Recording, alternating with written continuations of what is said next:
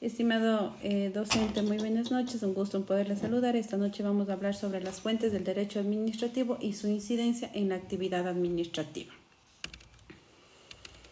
Es importante mencionar en primera instancia a qué nos referimos cuando hablamos de fuentes de derecho administrativo. Pues bien, cuyo objetivo es posible determinar que a través del análisis de cada una de las fuentes de derecho administrativo y su impacto con la vinculación con la ciudadanía, considerando que el derecho administrativo es la norma del derecho público, la cual es encargada de regular la organización y funcionamiento de la administración pública de esta rama que exista entre una vinculación entre las personas con las instituciones públicas. Pues bien, existen dos tipos de fuentes de derecho administrativo. Dentro de ellas tenemos las fuentes de derecho internacionales. Pues las fuentes de derecho internacionales son todos aquellos instrumentos jurídicos que son obligatorios de cada uno de los países y organismos internacionales que lo firman y ratifican de manera interna.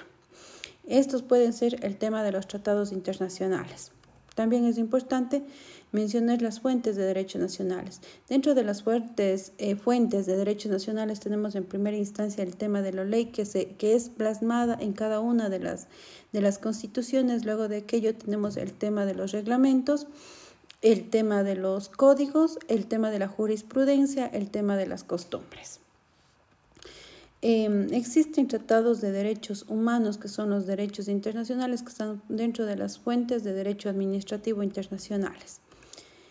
También es importante mencionar que cómo es que ha trascendido la aplicación de estas herramientas en un caso que lo vivimos a nivel mundial, que fue el tema de la pandemia del COVID-19.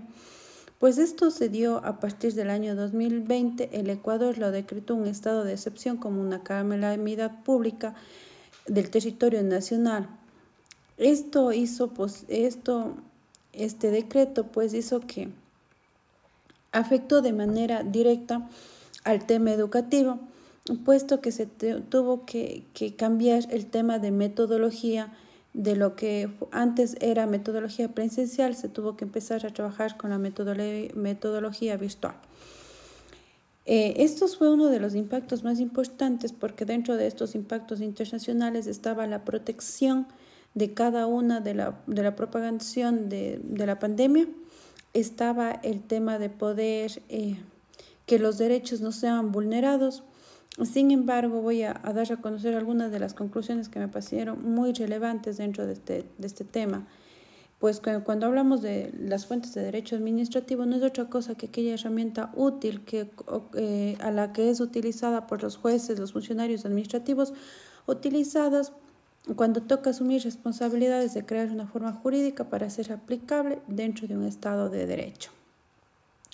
También como habíamos dicho, se clasifican en dos grandes herramientas y sin embargo, dentro de esta incidencia que tuvo una fuente de derecho público en la época de la pandemia del COVID, esto hace que se enfrente a una situación compleja, no solo por el tema económico, sino por el tema de salud, por las cuales estas razones son los más afectados los niños, los adolescentes, quienes al estar cursando estudios de modalidad presencial a virtual fue un cambio muy complejo desde el aprendizaje, desde el área emocional y psicológica, no solo por el cambio de modalidad, sino por no tener los equipos tecnológicos y el servicio de Internet para llevar con dichas actividades con normalidad.